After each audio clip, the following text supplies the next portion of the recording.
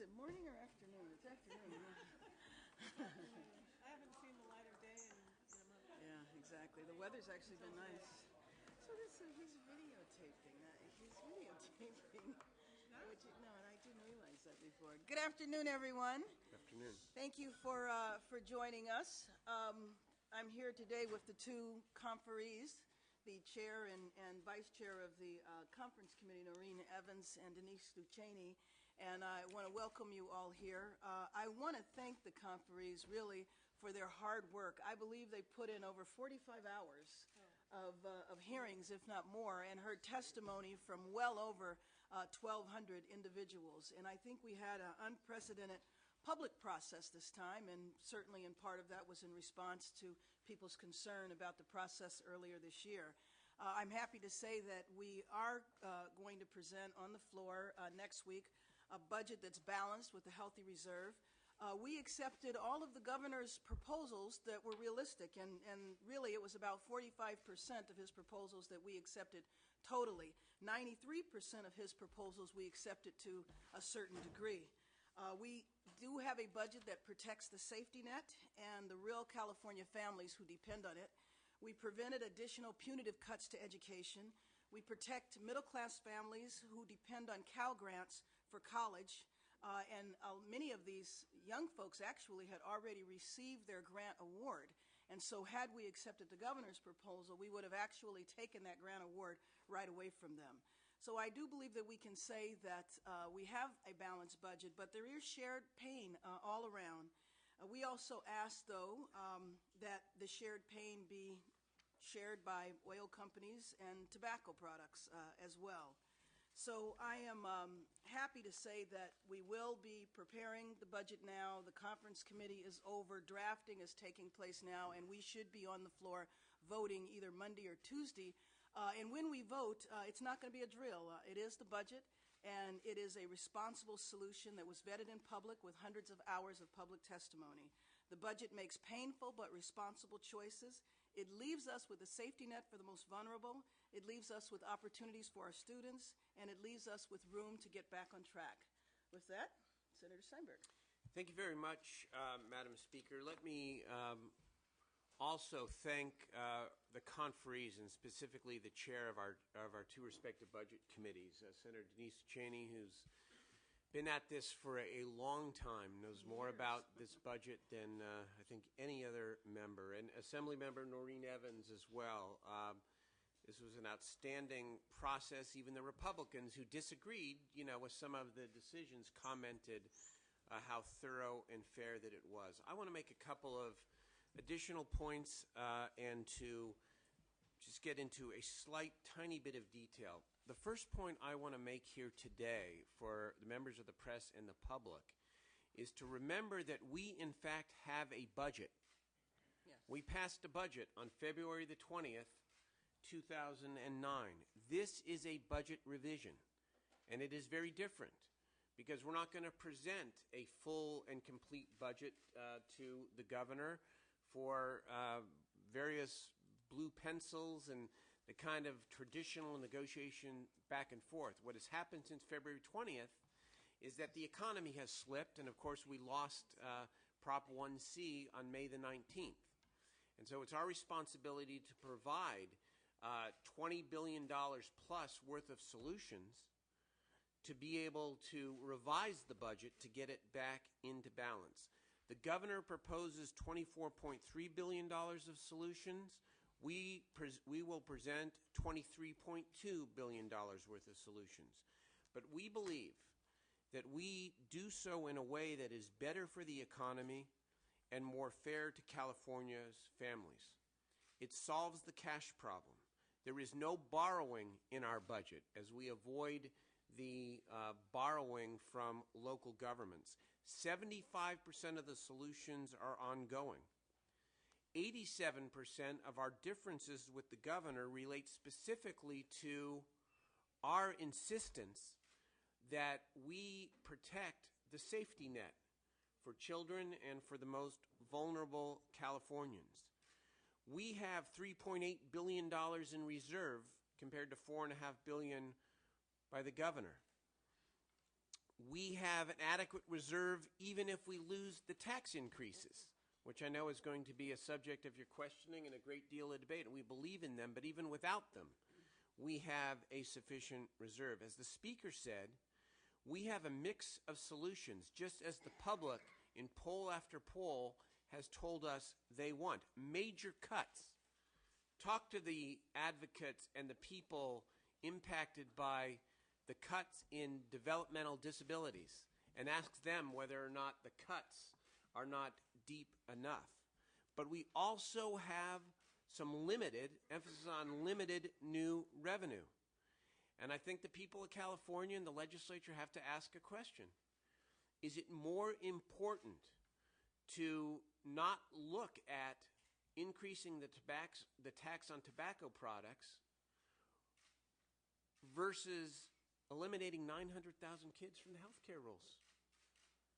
We're not willing to do that. The governor, I know, has said that he doesn't like some of the one-time fixes that are in this budget. I would point out that the accelerations that we put forward, including the independent contractor withholding, is a revenue acceleration just like the governor's proposal to increase income tax withholding and modify quarterly tax payment schedules.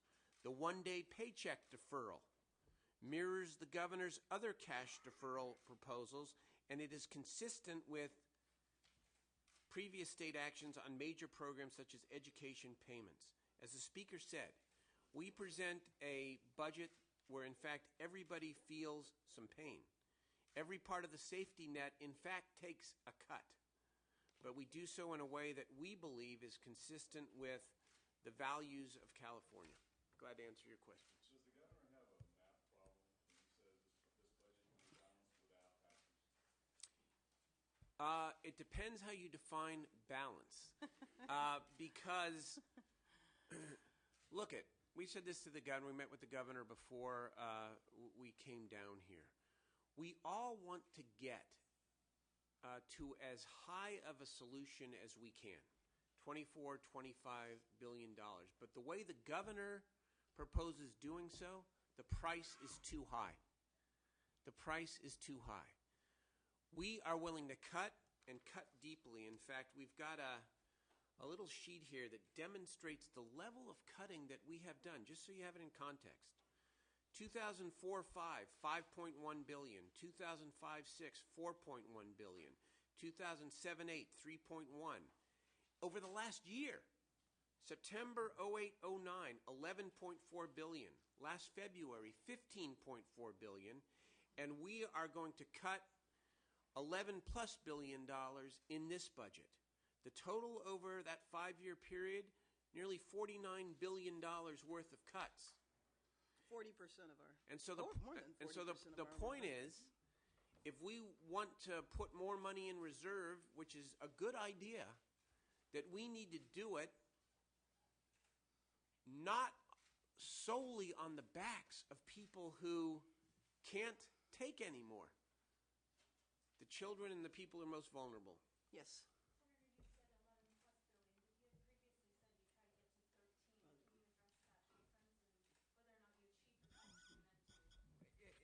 It's because of the 2 years. Several of the cuts that are in these proposal revisions are actually to the 08-09 budget. So the total number, when you're talking about the 24 and it's over 2 years, is closer to 13 or 14. Well, I want to just answer, because I did say the 13, and the fact of the matter is, since over the last week or so, we dug deep, but we decided that we would, we found, for example, that you could actually score in the budget parlance the independent contractor withholding in the budget year instead of the out year. And we looked at the paycheck deferral in the same way, again, that the governor suggests a $1.8 billion deferral of education spending, and we were able to substitute out some of the even deeper cuts.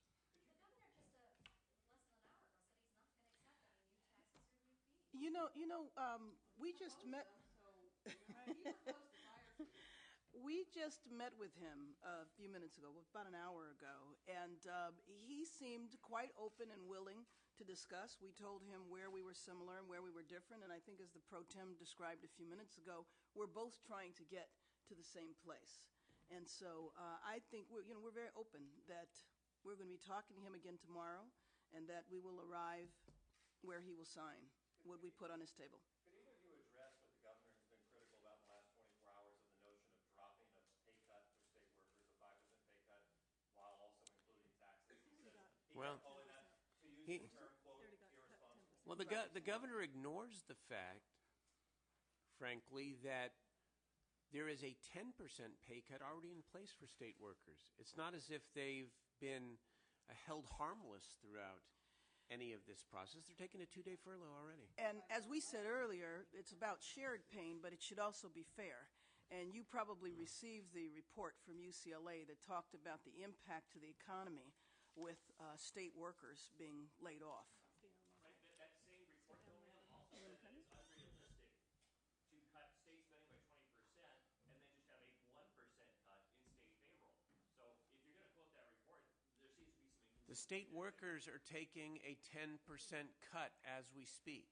And let's be clear about that Anderson report from UCLA, impartial report, that if we do the governor's level of cuts, unemployment will increase by almost a half percentage point. And so there are real stakes for our economy. We all want to get out of this recession. We want California to lead the way out of this recession. The reason why balance is important, it's not just a political exercise. It's because if we're going to help participate in the recovery of this economy, we hurt the economy by going too deep on the cut level and allowing thousands of people to be without employment checks. And we also believe in respecting the collective bargaining process as well. I know you're going to say that you expect all Democrats to vote for this plan. I'm not asking whether you expect them to. I'm asking, have you spoken with all of your members, and are you positive that you can get some of your Democrats that particularly have some more politically competitive districts to vote for a plan that includes tax increases? The plans that we're going to put forward next week will be the Democratic plan, and we expect our caucus to be united behind it. I did not ask if you expect. Have you talked Our to your- caucuses will be united behind it. Yes, we have been meeting with our caucus. As a matter of fact, what we're doing in my caucus, which is why my budget director isn't here, is we're meeting with caucus members and going through it in detail in small groups. Both the Republican leaders say that their caucuses are going to hold firm, so this is going to be a lengthy stalemate from what everybody. It is not going to be a lengthy stalemate. No, it won't. It's just not. We're gonna surprise you all. I hate to disappoint you. We're going to surprise you all. Remember, I know the budget is done. This is a budget revision. It is very different. And we take the governor's revenue solutions, we make fewer cuts than he does, and we substitute the difference with $2 billion worth of tax increases and some revenue accelerations consistent with what he has proposed. We will work out our differences here, and we will get this done. On the mechanics of it, do you need Republicans to go up so that you can have an urgency on the cuts, or? We certainly expect that the Republicans would be responsible and participate in this process. We would like to have everything done by a 2/3 vote because that means it would go into effect immediately. If we don't have their votes, yes, we can do it in special session. If we don't have their votes, then what that means is that the solutions will not go into effect for 90 days, which clearly hurts the economy. So we expect our Republican colleagues to be I responsible. want to comment on that as well. The Republicans may say, I mean, we'll see that the cuts aren't deep enough. Expect that. But how do you vote against cuts if you're the Republican Party that has advocated a cut strategy for many years? You don't vote for cuts that'll help us with our cash problem and move us at least that much farther because the cuts aren't enough. I mean, I'm like the speaker. We have a very strong expectation that the Republicans may not vote for every piece of this, the revenue pieces and all that, but that they will in fact vote for the cuts. But both leaders have said they won't vote for the cuts until there's a comprehensive tax. Well, no, you know what they were making reference to, I think, was some early thinking about if we were going to sequence things, meaning if one day we were going to vote on one piece and 3 days later on Right. another piece. When we do vote, and it might take all day, but everything will be voted on as a comprehensive package. That's what they were referring to. The high school exam was a pretty big thing when it was implemented. I wasn't sure whether you suspended it or eliminated it. Clearly yesterday you Yeah, I would characterize it. It was suspended. One Right. of the many mandates. Can you comment on that and why and what it might do? Can I do that, or? How do you cut school funding and at the same time mandate that they continue to do everything that we tell them to do? That isn't, it just isn't fair. And Jim, you know that I certainly had an issue with it early on because my concern was, especially in some school districts, and in particular the lower performing schools, that those students didn't have access to the same resources to even take the exam. As the pro tem just said, the hit to education with the budget in February and now the budget revision now have been huge. And so if you're going to decrease the resources, why would you then hold kids accountable to a standard that we're not providing the resources for them to meet? So it's a suspension. It's not getting rid of it. And they still take it for NCLB purposes. It's just not a graduation requirement. Senator, on the school issue, catch up some of us. Where are you guys on the cutting a number of school days? Is that optional? How is that going to work? It's optional. It's a flexibility offered to local districts. As Democrats, how is it to stomach nearly $50 billion in cuts over 20 years? Very painful. It's very painful. I mean, as I've said many times, I mean, I ran for office to do the opposite of what I'm doing. But at the same time, I have to be responsible. I mean, I didn't plan to be in office and certainly to be speaker at the midst of the worst recession since the Depression. And so, you know, we have to be responsible and do the right thing. But we are all committed to making sure that California has a safety net. And none of us agreed to or were willing to stomach it to the extent where we were going to eliminate the safety net. You know, and I want to talk about conventional wisdom for a minute, because conventional wisdom within the building, you know, is that, you know, you just, the Republicans won't vote for the taxes, therefore the only solution is to just cut. We have acted responsibly, and we continue to act responsibly in paring down the size of government. But there is, in fact, a line to be drawn here. And the line centers around standing up for the people who need help the most. The line is around standing for young people who want to be part of this economy by going to college and being able to afford it and to succeed. And so what we're saying very clearly to the governor, we'll talk. If you don't want to do the taxes, we hear that. We're not going to cut the safety net in the way that you propose. Let's sit down and figure out how large of a reserve do we really need, what gets us through the cash problem that we face, and how do we begin working together on structural reform and all of the other pieces of California governance that are broken.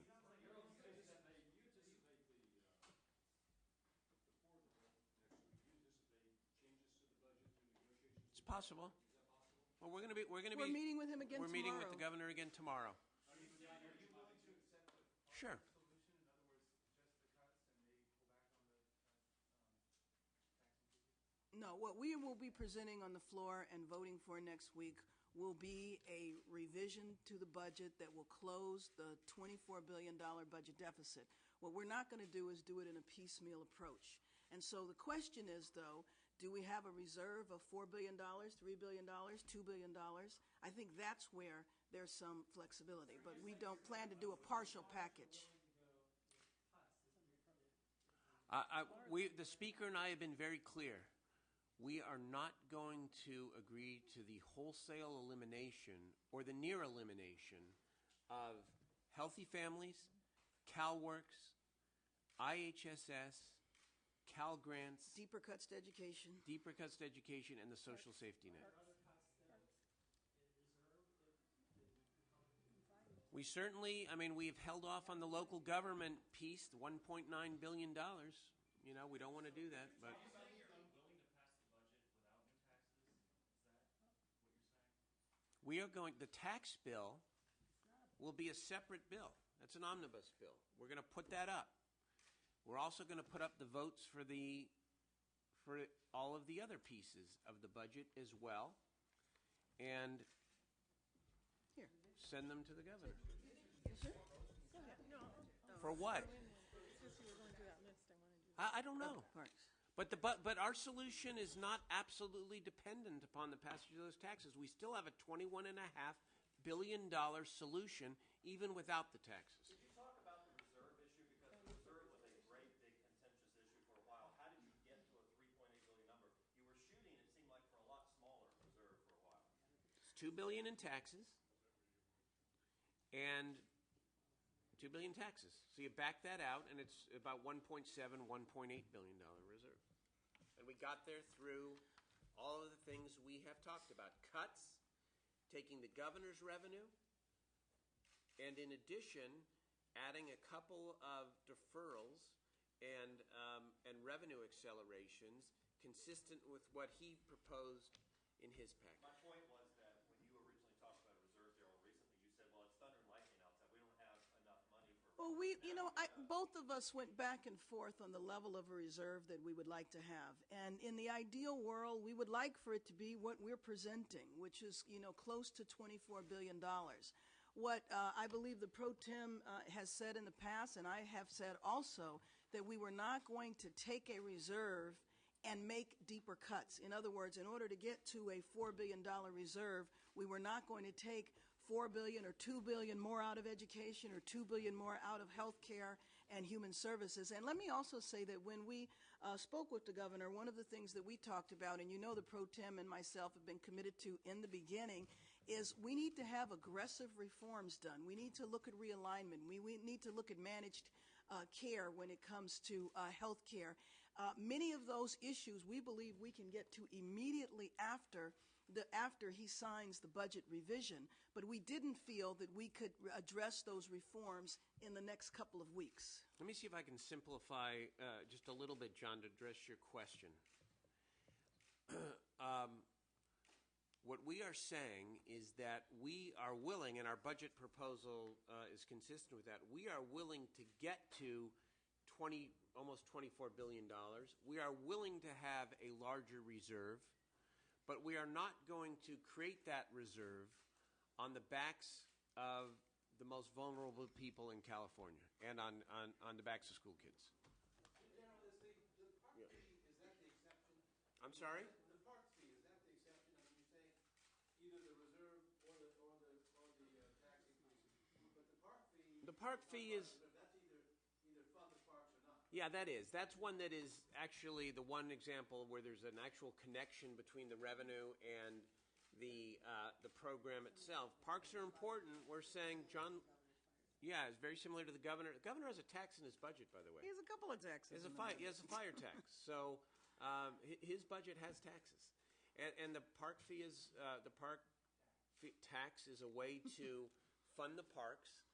$15 an automobile, and the people who have the sticker, everyone would have the sticker, would be able to get in the parks for free.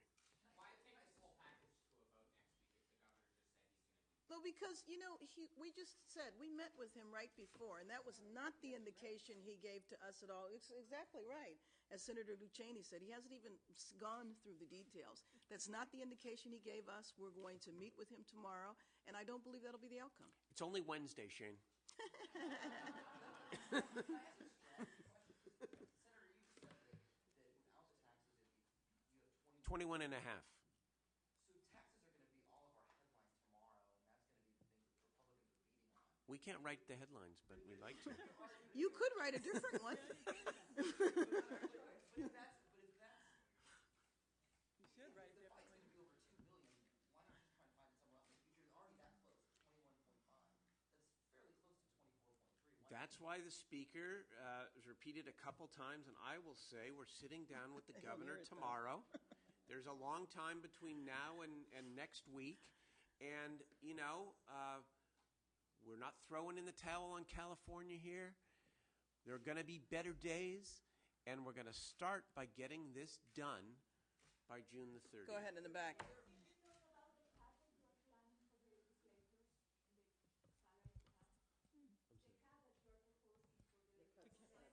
On the Senate side. Yes. The houses are both getting to 10%. And I put forward what the Senate plan will be yesterday. And it's as has been reported. Senator, you have, the legislators have cars, they have per diem, they've got staff, they've got everything. You talk about fairness. How is a 5% voluntary cut fairness given what the arbitrary you're doing here? It's a 5% mandatory cut on the staff level. At the member level, we can't mandate it. That's the Citizens Commission on Compensation. But you can eliminate the cars, you can eliminate a whole bunch of other things. We're looking Sure, at, we could all work for free, too. I mean, at a certain point, it reached the point, if we did have his income level, I would be more than happy to volunteer.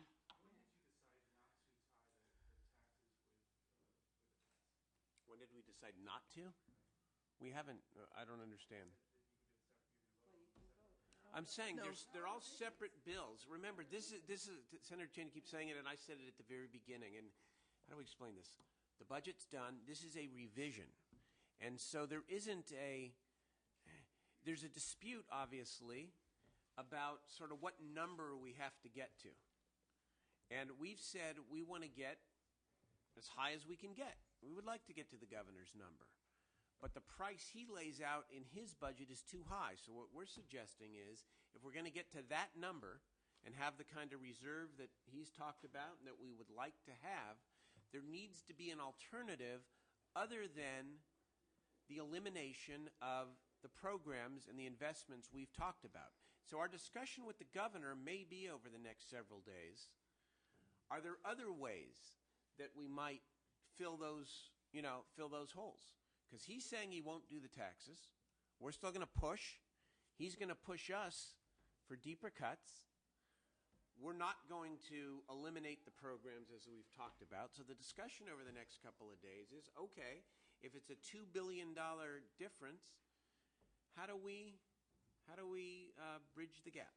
So how many bills do you anticipate would be in the package? I think there's probably going to be 7 or 8 bills, and how exactly we vote on them, we will have them all done within the same 24 hours, but how we sequence it out, we haven't determined just yet. That is an important question, because are you willing to send the cut bills to the No. We will send a package to the governor. You can't get the votes on all of it. You don't send We're not saying that.